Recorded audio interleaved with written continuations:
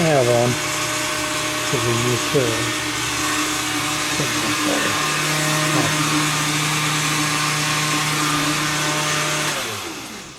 Just used it a little bit ago.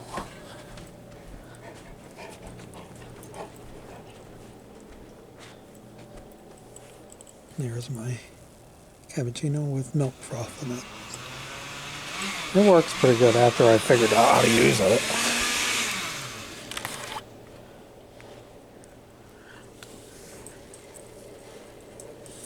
No, this is my cappuccino.